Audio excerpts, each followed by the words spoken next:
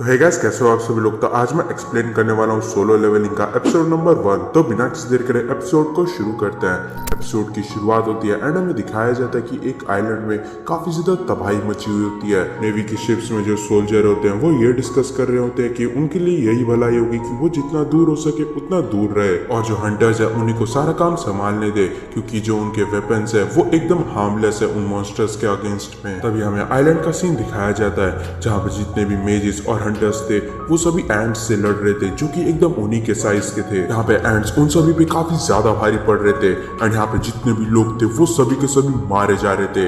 यहाँ पे एक जो सोल्जर था वो काफी ज्यादा क्रिटिकल हालत में था। एंट उसको मारने वाला था कि तभी एकदम से एक बंदा आता है एंड उस एंट को एकदम वहां से हटा देता है एंड उसके बाद वो जो बंदा था वो हीलिंग मैजिक का यूज करते हुए उस बंदे को पूरा कंप्लीटली हील कर देता है। उस हीलर पे पीछे से काफी सारी एंट हमला करने वाली थी, पर लेकिन तभी एकदम से एक बंदा आता है जो कि अपनी लाइटनिंग का यूज करते हुए उन सभी एंट्स को मार देता है एंड इस बंदे का नाम यूनसुक था। उसी के साथ योनहो नाम का बंदा जो कि अपनी रॉ स्ट्रेंथ से जितने भी एंट्स थे उनको कुचल कुचल के मार रहा था। वो हीलर जिसका नाम गियो था वो उन दोनों को शुक्रिया बोलता है उसकी जान बचाने के लिए। यूनसुक उसको अपनी जान को खतरे में डालने के लिए मना करता है, पर लेकिन गियो बताता है कि उसका बस यही मन करता है कि वो जितने ज्यादा हो सके उतने ज्यादा लोगों को बचाए, इस वजह से वो अपने आप को काबू नहीं कर पाता। तभी वहां पे एक व्हाइट एंट आ जाती है जो कि बाकी के कंपैरिजन में काफी ज्यादा बड़ी थी। उनको लगता है कि यही लीडर है, पर लेकिन फिर वो समझ जाते हैं कि ये कोई लीडर एंट नहीं है बल्कि बस एक कमांडर एंट्स में से एक है। एंड तभी योनहो और यूनसुक एक साथ हमला करके उस व्हाइट एंट को भी खत्म कर देते हैं,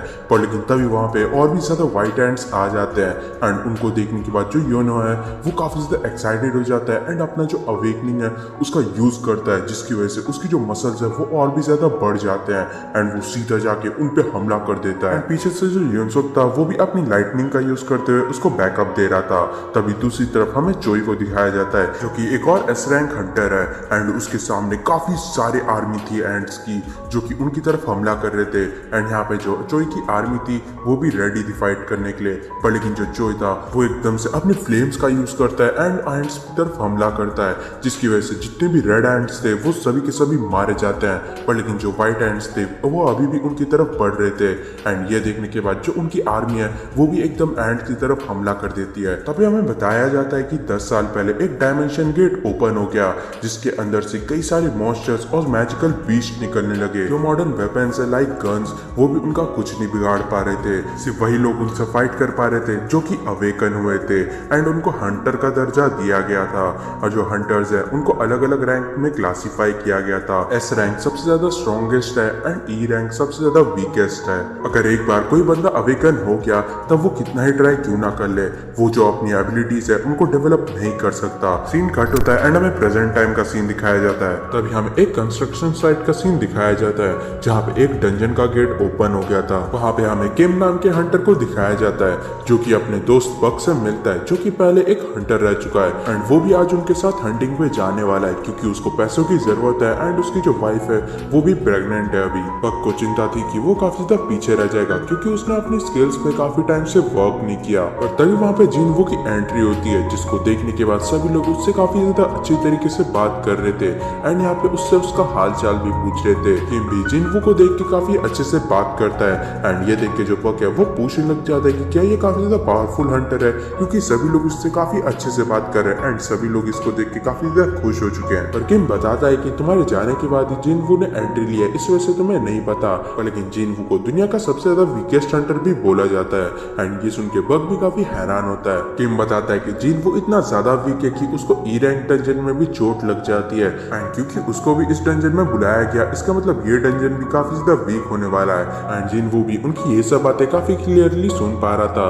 पर तभी एक लड़की जिनवो पे चिल्लाने लग जाती है कि कैसे उसने वापस से अपने आप को हर्ट कर लिया है एंड यहाँ पे वो उसके लिए काफी ज्यादा कंसर्न थी। जिनवो बताता है कि उसको ये चोट हंटिंग के दौरान पे लगी थी।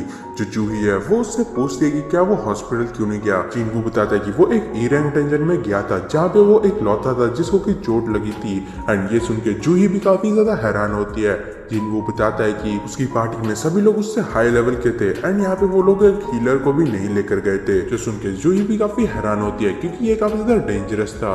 एंड तभी वो बताता है कि उनका टाइम हो चुका है कि वो लोग डंजन के अंदर जाए एंड यहाँ पे सभी लोग एकदम गैदर अप होने लग जाते हैं, जहाँ पे उनका जो लीडर था उसका नाम था सॉन्ग, क्योंकि वो एक काफी ज्यादा हाई लेवल का हंटर था एंड यहाँ पे सभी लोग कॉन्फिडेंट थे कि वो लोग इस डंजन को इजीली क्लियर कर लेंगे। मिस्टर किम जिनवू को अपना ख्याल रखने के लिए बोलते हैं एंड उसके बाद वो सभी लोग डंजन में एंटर करते हैं। तभी हमें हंटर्स गिल्ड के प्रेसिडेंट को दिखाया जाता है जिसका नाम गो है एंड उसकी प्राइम मिनिस्टर के साथ भी मीटिंग फिक्स थी, पर लेकिन वो उस बारे में चिंता कर रहा था कि कैसे जो लोग हैं वो अपनी जान तक को जोखिम में डाल रहे हैं पैसों के लिए, जो कि वो लोग मैजिकल जेम्स को बेच के कमा सकते हैं एंड ये जो जेम है ये बस मॉन्स्टर्स को मारने से मिलता है। डिपेंडिंग ऑन वो कौन सी रैंक के मॉन्स्टर को मार रहे हैं उनको उतना ही ज्यादा पैसा मिलेगा। दूसरी तरफ हमें डंजन के अंदर का सीन दिखाया जाता है जहाँ पे जिनवू ने एक मॉन्स्टर को मार दिया था जिस वजह से उसको एक मैजिक जेम मिल गया था, पर लेकिन तभी एक दूसरा मॉन्स्टर एकदम से उस पर हमला कर देता है। जिनवू जैसे तैसे उसको ब्लॉक करता है, पर जो मॉन्स्टर है वो वापस से जिनवू पे हमला करके उसको एकदम स्टैप कर देता है। जो बाघ था वो सीधे जाके उस मॉन्स्टर को मार देता है, पर लेकिन जो जिनवू है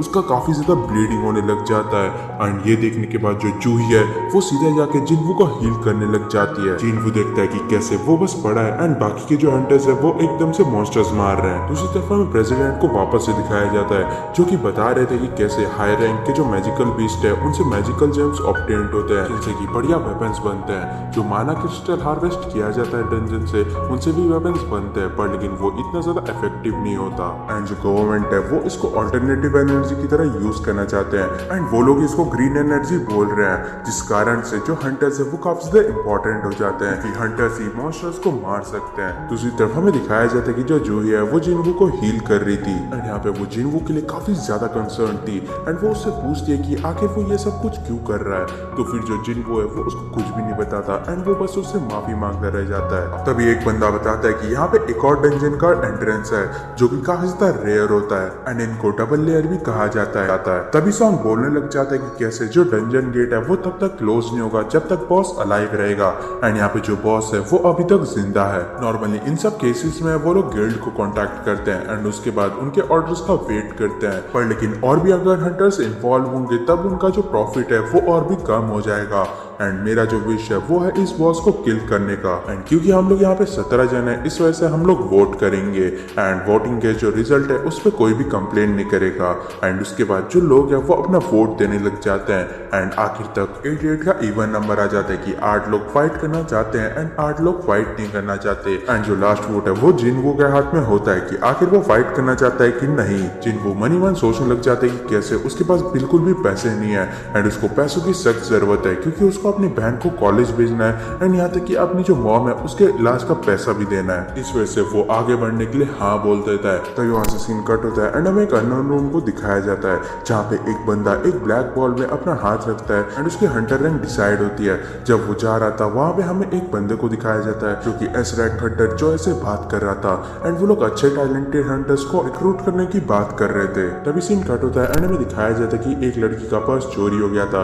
एंड वो जो दोनों बंदे थे वो स्कूटी में भाग रहे थे, पर लेकिन एक जो लड़की है वो अचानक से उनके सामने आ जाती है एंड एकदम से जंप करते हुए उनके हाथ से जो पर्स है वो ले लेती है एंड यहाँ पे वो जो बंदे थे वो बैलेंस खोते हुए एकदम गिर जाते हैं एंड यही दूसरी तरफ वो जो लड़की थी उसको देखने के बाद वहाँ पे जितने भी लोग थे वो काफी ज्यादा हैरान हो गए थे क्योंकि वो एक काफी हाई रैंक की हंटर थी। वो हंटर उस लड़की को उसका पर्स लौटाती है एंड एकदम जंप करते हुए वहां से निकल जाती है। दूसरी तरफ हमें डंजन का सीन दिखाया जाता है जहाँ पे वो चलते चलते ऑलरेडी 40 मिनट हो चुका था एंड वो लोग बताते हैं कि कैसे जो गेट है वो 1 घंटे में बंद हो जाता है जब भी बॉस को मार दिया जाता है एंड अब उनके पास बस 20 मिनट बाकी हैं क्योंकि उन्होंने पिछला जो बॉस था उसको ऑलरेडी मार चुका है। दूसरी तरफ जो जिनवू है वो जूही से माफी मांगता है क्योंकि उसने यहाँ पे आने के लिए हाँ बोला था। जूही उसको बोलती है कि वो बिल्कुल ठीक है, पर लेकिन जिनवू वापस से उससे पूछता है कि क्या वो सही में ठीक है, तो फिर जूही काफी ज्यादा गुस्से में उसको बोलती है कि वो ठीक नहीं है। फिर वो जिनवू पे चिल्लाने लग जाती है कि कैसे वो काफी ज्यादा जख्मी था बट लेकिन फिर भी उसने हाँ बोला था एंड यहाँ तक कि उसको और भी ज्यादा चोट लग सकती है आगे चल के। दूसरी तरफ जिनवू को भी काफी ज्यादा बुरा लग रहा था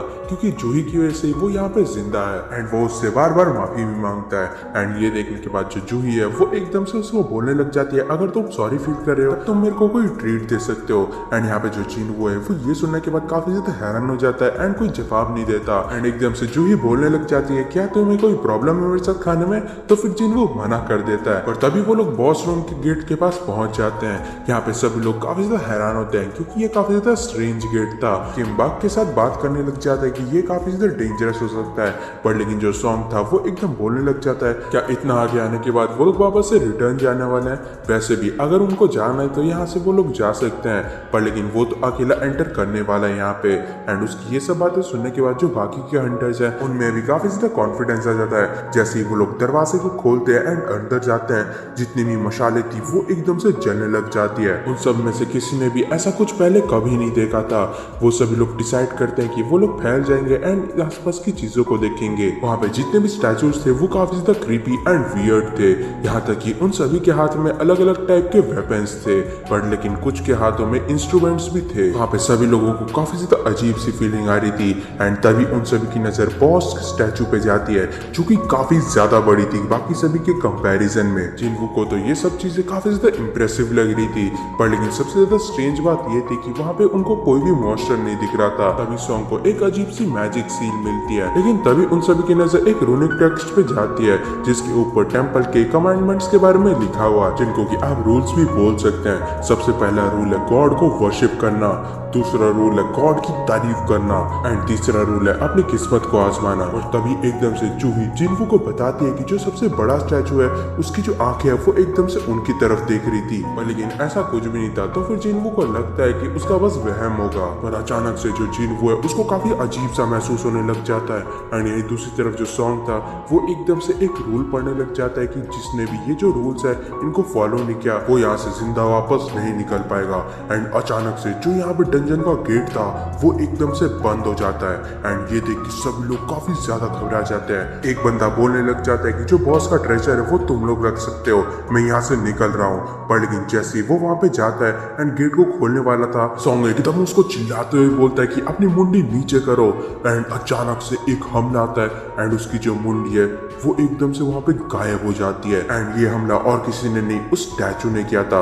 वो जो स्टैचू था वो वापस से अपनी पोजीशन में आ जाता है एंड वहाँ पे जितने भी लोग थे वो सभी लोग काफी ज्यादा घबरा जाते हैं। यहाँ पे जो जिनवू था उसको भी समझ नहीं आता कि यहाँ पे क्या हुआ। एंड एकदम से उसको जूही की बात याद आती है कि जो बड़ा स्टैचू है वो एकदम उनकी तरफ देख रहा था। एंड जैसे ही वो बड़े स्टैचू की तरफ घूमता है वो जो स्टैचू था वो उन्हीं की तरफ देख रहा था। एंड तभी एकदम से वो सोचने लग जाता है कि वो जो बड़ा वाला बंदा था वो एकदम रैंक डी का था एंड उसके सामने तो वो कुछ भी नहीं है। वो लोगों के पास कोई भी चांस नहीं है कि वो लोग उनको मार सकते हैं क्योंकि वो बंदा रैंक डी का था जिसको कि एक हिट में मार दिया गया था। जिनको याद करने लग जाता है कि कैसे जब पहली बार वो डंजन में गया था वो अपनी पार्टी से गुम हो गया था। उस दौरान उस पर एक ई रैंक के मॉन्स्टर ने हमला कर दिया था जिस वजह से उसको हफ्तों तक हॉस्पिटलाइज रहना पड़ा था। एंड वो पहली बार था कि वो मौत को छू के एकदम टक से वापस आ गया था। दूसरी बार वो एक डंजन में बंद हो गया था जिस वजह से उसको काफी टाइम तक बिना खाने के जिंदा रहना पड़ा था। लोग मैजिकल कोर्स का यूज करके ट्रेड करते हुए अच्छे वेपन्स लेते हैं ताकि वो लोग स्ट्रॉन्ग मॉन्स्टर्स को हरा सके एंड और भी अच्छे रिवॉर्ड्स ले सके, पर लेकिन वो ऐसा कुछ भी नहीं कर सकता। वो हमेशा अनइक्विप्ड रहता है एंड यहाँ तक कि कोई उसके पास ढंग के वेपन्स भी नहीं है। तभी हमें पास का सीन दिखाया जाता है जहाँ पे जिनवू जब भी डंजन से बाहर निकलता था जो लोग है वो हमेशा उस पर पिटी करते थे एंड ये भी बोलते थे कि कैसे वो कितना ज्यादा वीक है एंड उस पर दया दिखाते थे। उन सभी को हीलर्स के लिए भी बुरा रखता था क्योंकि उनको डबल काम करना पड़ता था उसकी वजह से।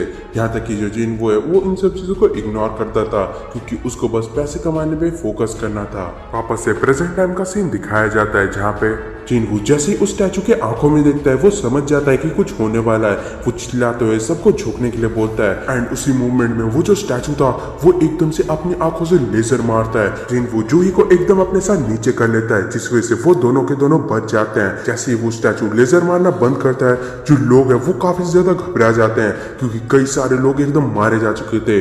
यहाँ तक कि जो किम है वो भी यही बोलता है कि अगर जिनवू ने नहीं बोला होता तो वो भी मारा जाता।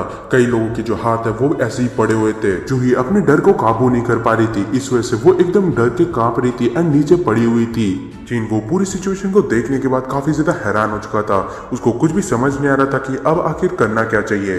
एंड इसी तरीके से ये जो एपिसोड है वो खत्म हो जाता है। तो गाइस कमेंट्स में बताना कि आपको एपिसोड कैसा लगा एंड अगर आपको वीडियो अच्छी लगी है तो वीडियो को लाइक कर देना एंड चैनल को भी सब्सक्राइब कर